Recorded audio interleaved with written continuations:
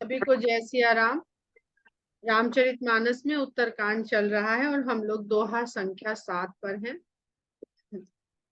लक्ष्मण अरु सीता सहित प्रभु ही बिलोकति मातु, परमानंद मगन मन, पुनि पुनि पुलकित गात।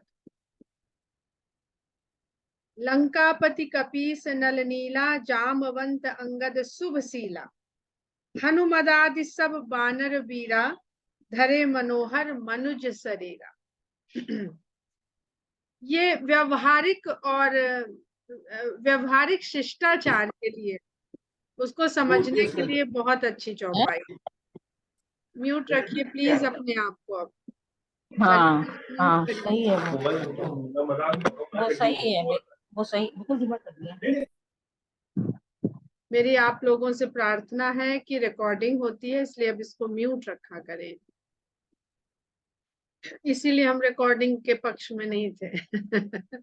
थोड़ा माहौल अनौपचारिक रखना पड़ता है, हो जाता है। तो कहते हैं लंकापति कपीस नल नीला।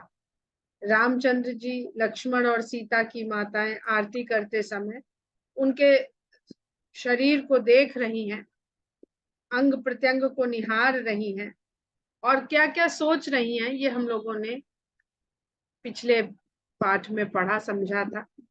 और इस प्रकार उनको देखते हुए माताओं के मन परम परम आनंद से मग्न है। परम आनंद, आनंद की व्यवस्था जहां पे फिर किसी और बात का ध्यान ही ना आए, आनंद के कारण का भी ध्यान ना आए।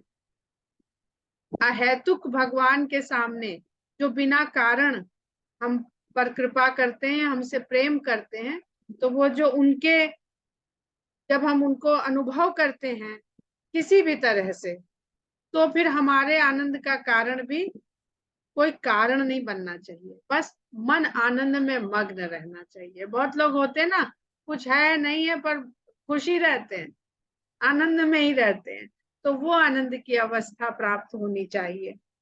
उसके पश्चात कहते हैं कि लंकापति यानी विभीषण, कपीस यानी सुग्रीव, नल नील जामवंत अंगद आदि शुभशीला, बिल्कुल सुंदर आचरण से युक्त,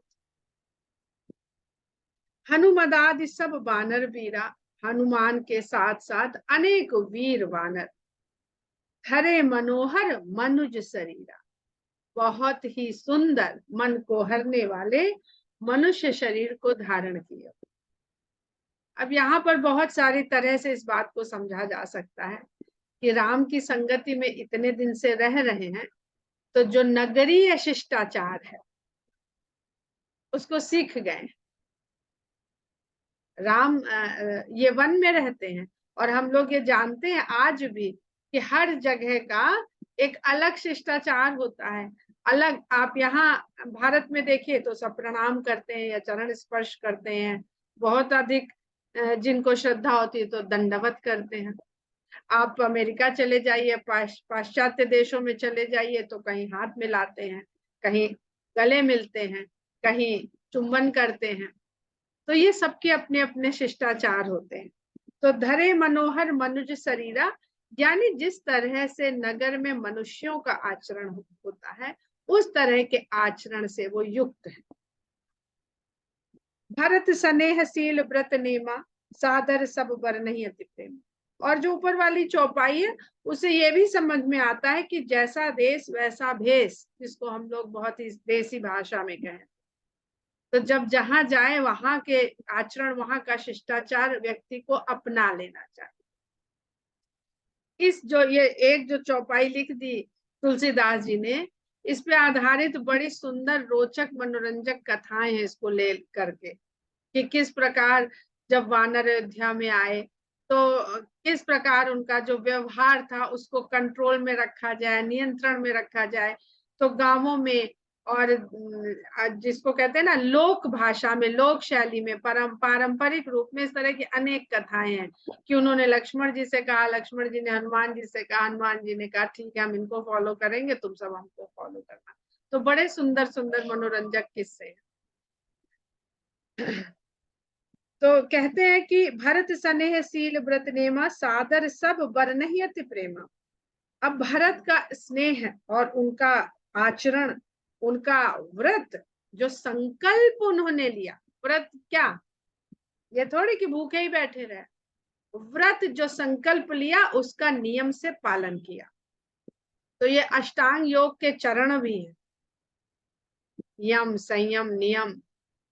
तो उनका जो व्रत है, जो उसको निभाने के उनके नियम है, और उनका जो आचरण है, और उनका जो स्नेह है, उसको सब देख रहे हैं ये लोग, जिनका ऊपर वर्णन किया गया, और आदर और बहुत प्रेम के साथ इनका वर्णन कर रहे हैं, क्योंकि उन्होंने तो ऐसा व्यवहार भाई भाई का देखा ही नहीं। किसको देखा इन लोगों ने? बाली और सुग्रीव को, और विभीषण ने देखा अपने भाई को, कुंभकर्ण और रावण को। तो आश्चर्य होता है ना, एक अलग परंपरा को जब कोई देखता है, जिसको उस परंपरा का, उस आचरण का, उस व्यवहार का कोई कोई ज्ञान नहीं है, कोई नॉलेज नहीं है, कभी पढ़ा नहीं, देखा नहीं, जाना नहीं, तो वो जब देखता है तो आश्चर्य होता है, और आश्चर्य के साथ साथ आदर की भावना आती कि अच्छा ऐसे भाई भी होते हैं।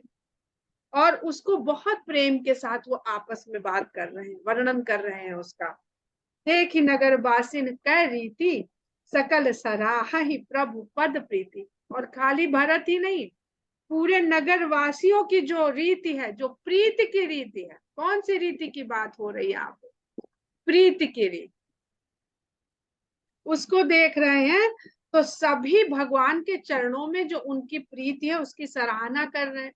अभी तक क्या समझ में आ रहा था उनको? देखिए, भक्ति का बहुत सुंदर प्रसंग है यहाँ पर। अभी तक उनको समझ में आ रहा था कि भाई हम तो इनके साथ चल पड़े इनके कहने पर, और ऐसा प्रेम है हमारे मन में कि अपना घर द्वार छोड़ के जो जहां इन्होंने कहा वहां चल पड़े, और जो इन्होंने किया कहा वो कर दिया हम लोगों ने। पर जब यहाँ आके देखते हैं तो ये लोग तो राम के साथ थे, पर राम जहां से छोड़ के चले गए जिनको, उनका प्रेम उनसे भी अधिक। जब राम साथ में रहे तो प्रेम करना समझ आता है, स्वाभाविक है। राम जिसके सामने है, कृष्ण सामने है गोपियों के, तो प्रेम कर रही है, बहुत सुंदर है। पर जब कृष्ण छोड़ के चले गए और कभी नहीं लौटेंगे, तो भी उनके प्रेम में कोई कमी नहीं हुई। तो ये प्रेम जो है, ये सच्चा प्रेम है, ये अलौकिक प्रेम है, बाकी सब लौकिक। तो ये देख करके वो सराहना करते हैं कि देखो ये इनके पास तो भगवान थे भी नहीं, तब भी ये किस तरह से प्रेम कर, उनके प्रेम में डूबे हुए रहे, जुड़े हुए रहे। पुनि रघुपति सब सखा बुलाए, मुनि पद लागहु सकल सिखाए। अब ऊपर तो कह दिया ना कि धरे मनोहर मनुज शरीरा, फिर भी अभी अयोध्या का जो शिष्टाचार है उसका कहीं उनसे चूक ना हो जाए, तो राम जिनको अपने साथ लेकर के आए हैं उनको सिखाते भी चलते हैं। तो पुनः राम अपने इन सभी मित्रों को बुलाते हैं और कहते हैं कि मुनि पद लागहु सकल सिखाए, सबको सिखाया कि मुनियों के चरण छूइए। गुरु वशिष्ठ कुल पूज्य हमारे, इनकी कृपा दनुज रन मार। अब राम खड़े हैं और दो टीम है, एक तरफ अयोध्या टीम और एक तरफ वनवासी टीम। अब राम का व्यवहार देखने लायक है कि राम किसको लाइमलाइट में ला रहे हैं, इतना बड़ा काम करके आए हैं। तो कहते हैं वानर, और अपने मित्रों से बताते हैं कि ये गुरु वशिष्ठ हैं, हमारे कुल गुरु हैं और हमारे लिए पूजनीय हैं। इन्हीं की कृपा से हमने राक्षसों को रण में मारा है, युद्ध में। इनकी कृपा दनुज रण मारे, ये यहाँ बैठे हैं, हमारे साथ नहीं है, लेकिन इन्हीं की कृपा से हम रण में राक्षसों को मार पाए हैं। हम शब्द का प्रयोग नहीं, इनकी कृपा ने राक्षसों को रण में मारा है। ए सब सखा सुनो मुनि मेरे, भय समर सागर कहे मेरे। अब इंट्रोडक्शन की प्रथा होती है ना, अब परिचय का अगर आपको शिष्टाचार सीखना हो तो यहाँ सीख सकते हैं। जब दो व्यक्तियों का परिचय कराना हो तो बड़े से छोटे का परिचय पहले कराएं। ये मॉडर्न जिसको कहते हैं एटिकेट है, तो यहाँ भी सीखने को मिल रहा है। और फिर उनका परिचय, गुरु का परिचय, कहते ए सब सखा सुनो मुनि मेरे। अब गुरु से बता रहे हैं, गुरु का परिचय दे दिया उन्होंने, गुरु को बड़ा बनाया, गुरु को बड़ा बनाया। और गुरु अब छोटों से बताया कि ये हमारे गुरु हैं। अब गुरु से बता रहे हैं कि हे मुनि, ये सब मेरे मित्र हैं और यही हमारे लिए युद्ध रूपी सागर में बेड़े हो गए। समर सागर और बेड़ा हम सब जानते हैं, तेरा राम जी करेंगे बेड़ा पार। बेड़ा समझते हैं ना सब लोग, जिसके ऊपर बहुत सारे लोग चढ़ जाते हैं और समुद्र पार करने का प्रयास करते हैं। तो गुरु से बताते हैं, अपने को कहीं कहीं नहीं रहे, वह अपने मित्रों से बताते हैं कि इनकी कृपा से मारे गए धनुज, और गुरु से कहते हैं कि ये लोग हैं, इन्हीं के कारण हम समुद्र रूपी, युद्ध रूपी समुद्र में ये हमारे लिए बेड़े हो गए। मम हित लाग जन्म इन हारे, भरतहु ते मोहि अधिक प्यार।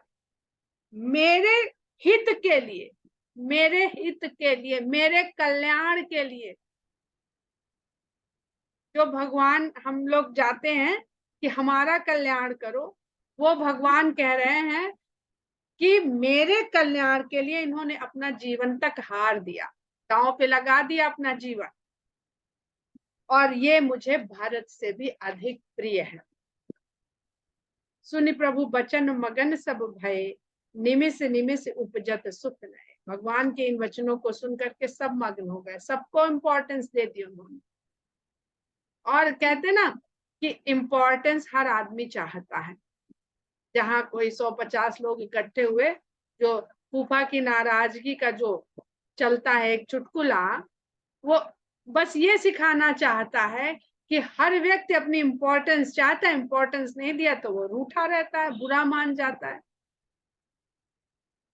तो रामचंद्र जी ने जब इस प्रकार दोनों पक्षों को इम्पोर्टेंस दे दी, अपने गुरुजन को भी और अपने छोटे जन को भी, तो सब मगन हो गए और पल पल, निमिष निमिष उनको नए सुख उनके मन में उपजने लगे।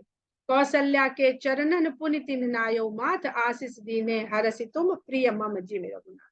गुरुओं को प्रणाम करने के पश्चात वहां पे इस प्रकार परिचय होने देने और लेने के पश्चात कौशल्या के चरणों में शीश नवाया सभी ने, और कौशल्या माता ने उनको हर्ष के साथ आशीर्वाद दिया कि तुम प्रिय मम जिमि रघुनाथ, तुम सब मुझे उसी तरह प्रिय हो जैसे मुझे राम प्रिय। सुमन वृष्टि नभ संकुल भवन चले सुख कंद, चढ़ी अटारिन देखहि नगर नारी नर वृंद। इसके पश्चात पुष्पों की वर्षा होने लगी, और पुष्पों की वर्षा के बीच में से सुख के कंद, मूल, जो सुख का मूल तत्व है, ऐसे राम भवन की ओर चल पड़े और राम भवन की ओर जा रहे हैं, और अटारियों पर चढ़े हुए स्त्री पुरुष के झुंड उनको वहां से देख रहे हैं। कंचन कलश विचित्र सवारे, सबही धरे सज निज निज, सबही धरे सज निज निज द्वारे। सोने के कलश में विचित्र विचित्र प्रकार से उसकी सजावट करके सभी ने अपने अपने घर के द्वार पर सोने के कलश धर दिए हैं। बंधनवार पताका केतु सबनी बनाए मंगल हेतु। वंदनवार में तरह तरह के झंडे और झंडियां लगा लगाकर सभी ने मंगल सूचना देने के लिए अपने घरों को सजा रखा है। बीथी सकल सुगंध सिंचाई, गजमनी रच बहु चौक पुराई। सभी गलियों में सुगंधित द्रव्य से सिंचाई करी गई है, और चौराहों पर, चौक पर गज मुक्ता से सुंदर चौक बनाई गई हैं, पूरी गई हैं। नाना भांति सुमंगल साजे, हरसी नगर निशान बहुबाजे। बहुत तरह के मंगल सूचक सजावट की गई है नगर में, और हर्ष के कारण जगह जगह नगाड़ों पर ध्वनि की जा रही है, नगाड़ों से संगीत पैदा किया जा रहा है। जहां तह नारी निछावर करही, देही असीस हरस उर भरही। जहां जहां भी देखिए स्त्रियां जाते हुए राम की निछावर कर रही हैं और आशीर्वाद दे रही हैं, और हर्ष के अपने हृदय में हर्ष को भर रही है। कंचन थार आरती नाना जुबती सजे करहि शुभ गाना। सोने की थालियों में जगह जगह आरती सजा रखी है स्त्रियों ने, युवतियों ने, और आरती के थाल को सजाए हुए खुद सजी हुई युवतियां, सुंदर वेशभूषा श्रृंगार करी हुई स्त्रियां शुभ गान गा रही हैं। करही आरती आरती हर के, रघुकुल कमल विपिन दिन करके, पुर शोभा संपत्ति कल्याणा, निगम शेष शारदा बखाना। आरती हर, आर्त को हरने वाले की आरती करती है, जो सभी के आर्त को, दुख को, कष्ट को हर लेते हैं, उनकी आरती कर रही हैं। और रघुकुल कमल विपिन दिन करके, रघुकुल का जो कमल रूपी वन है, उसमें जो सूर्य के समान राम है, ऐसे आर्तहरण राम की आरती स्त्रियां कर रही हैं। अब इसको ध्यान दीजिएगा, रघुकुल कौन सा कुल है? सूर्यवंश। सूर्यवंश के सूर्य हैं राम, जो सूर्यवंश के प्रतिष्ठा को, तेज को, ज्ञान को संसार में और बढ़ा रहे हैं। और इस समय नगर की जो शोभा है, सुंदरता है, संपत्ति है, वो सब कल्याणकारी है, जिसका वर्णन करने वाले वेद, शेष, शारदा, जो बखान करने में, वर्णन करने में सर्वोपरि माने जाते हैं। तेहु यह चरित देख ठग रही, उमा तासु गुण नर किम कहाहि। वो भी इस दृश्य को देख करके ठगे से खड़े हुए हैं। ये जो चरित भगवान कर रहे हैं कि भवन की ओर जा रहे हैं, मार्ग से अयोध्या की गलियों से गुजरते हुए जा रहे हैं, और जिस प्रकार का यहाँ पर वर्णन किया गया है, उसको देख करके शेष, शारदा, वेद भी बखान करने में अपने को असमर्थ पा रहे हैं। तो हे उमा, शंकर जी कहते हैं, हे उमा दास गुण नर किमिक, उस गुण को, उस चरित्र को भला मनुष्य किस प्रकार कह पाए। अब नारी कुमुदिनी अवध सर रघुपति विरह दिनेश, अस्त भये विगसत भई निरखि राम राकेश। और जो स्त्रियां हैं अयोध्या की, उनके लिए ये अयोध्या सरोवर के समान है। दो चीज का वर्णन हो रहा है यहाँ पर, बहुत ध्यान से सुनिए, समझिएगा। एक रघुकुल का और एक अयोध्या नगरी का। तो रघुकुल है सूर्यवंश, जिसमें राम सूर्य के समान देदीप्यमान है, और अयोध्या नगरी ऐसा सरोवर है जहां पर जो स्त्रियां हैं वो कुमुदिनी के समान है, जो रघुपति विरह दिनेश, जो राम का विरह उनके लिए सूर्य के समान है। अस्त भय विकसत भई, और जब ये सूर्य अस्त हो जाता है, चंद्रमा निकल आता है, तब वो खिल उठती हैं। कमल खिलता है सूर्योदय से, और कुमुदिनी खिलती है सूर्यास्त से। तो यहाँ पर समझते चलिए, ये काल से परे की बात हो रही है कि चाहे सूर्योदय हो और चाहे सूर्यास्त, सूर्योदय हो या चंद्रोदय हो। हम सूर्यास्त की बात तो हो गया उनके लिए। अब कह रहे अस्त भय विकसत भई, जैसे ही सूर्यास्त होता है तो वो खिल उठती हैं। निरखि राम राकेश, राम रूपी चंद्रमा को देखकर वो कुमुदनियां खिल उठी। तो अब ये राम सूर्य है कि चंद्रमा है? जब हम राम को सूर्यवंशी के रूप में देखते हैं, तब वो सूर्य है। लेकिन जब हम उनको इस सूर्य वंश से हटा करके केवल अपने राम के रूप में देखने लगते हैं, तब वो हमारे लिए केवल रामचंद्र है। राम के नाम में सूर्य और चंद्र दोनों शामिल, सूर्यवंशी रामचंद्र। यानी वो प्रकृति की कोई भी अवस्था हो, कोई भी परिस्थिति हो, राम का सानिध्य, राम का स्मरण, राम को सोचना सबको ही सुख कर होता है। हो ही सगुन शुभ विविध विधि बाजहि गगन निशान, सभी शुभ शगुन चारों तरफ हो रहे हैं, अनेक प्रकार के बाजे बज रहे हैं, और नगाड़ों की ध्वनि आकाश तक गूंज रही है। पुर नर नारी सनाथ करी, भवन चले भगवान। अयोध्या के सभी स्त्री पुरुषों को सनाथ करके भगवान भवन की ओर चले गए। प्रभु जानी कैकई लजानी प्रथम तासु गृह गए भवन। अब जब अगवानी के समय माताएं भी पहुंची थी, वहां पर भी उन्होंने ये नोटिस कर लिया कि कैकई के मन में अभी भी ग्लानि है, ग्लानि पूरी तरह से गई नहीं। लक्ष्मण जी को बता भी दिया गया कि वो मिले तो, लेकिन मन से क्षोभ न जाए। लक्ष्मण जी के मन से कैकेयी जी के प्रति जो भावना है गुस्से की, चिढ़ की, वो गई नहीं। तो राम ने जान लिया कि कैकेयी अभी भी अपने किए पे लज्जित हैं, तो वो सबसे पहले कैकेयी के ही भवन में गए। प्रथम तासु गृह गए भवन। शंकर भगवान पार्वती जी से बता रहे हैं। ताहि प्रबोधि बहुत सुख दीन्हा पुण्य निज भवन गवन हरि की। कैकेयी को बहुत तरह से प्रबोध करके, अकेले में बात करी और उनके सारे उनके ग्लानि को दूर किया उनके मन से और उनको सुखी किया। सुख देने के पश्चात फिर अपने भवन की ओर गमन किया। भगवान कृपा सिंधु जब मंदिर गए, पुर नर नारी सुखी सब भये। कृपा के सागर जब भवन में गए तो नगर के सभी स्त्री पुरुष सुखी हो गए, क्योंकि इसी ग्रह को त्याग करके जब राम गए थे अयोध्या से, तो उनकी क्या दशा हो गई थी। अब वो उसी ग्रह में फिर प्रवेश कर गए हैं, उसी मन मंदिर में फिर विराजमान हो गए हैं। तो ये देख करके अयोध्या के सभी नर नारी बहुत सुखी हो गए। गुरु वशिष्ठ द्विज लिए बुलाई, आज सुभरी सुदिन समुदायी। इतने में गुरु वशिष्ठ ने ब्राह्मणों को बुलाया और उनसे कहा कि आज बहुत ही सुंदर घड़ी और सुंदर दिन है। सब द्विज देहु हरषि अनुशासन, रामचंद्र बैठहि सिंहासन। सभी ब्राह्मणों से कहते हैं कि आप हर्ष के साथ अनुशासन दीजिए, आज्ञा दीजिए और रामचंद्र को अब सिंहासन पर विराजमान कराया जाए। मुनि वशिष्ठ के वचन सुहाए, सुनत सकल विप्रन अति भाए।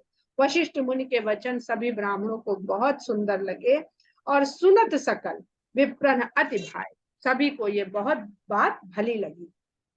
कहा ही वचन मृदु विप्र अनेका, जग अभिराम राम अभिषेका। सभी ब्राह्मणों ने ये बात सुन करके मधुर वचनों में कहा कि सारे जगत को आनंद देने वाला राम का अभिषेक अब होना चाहिए।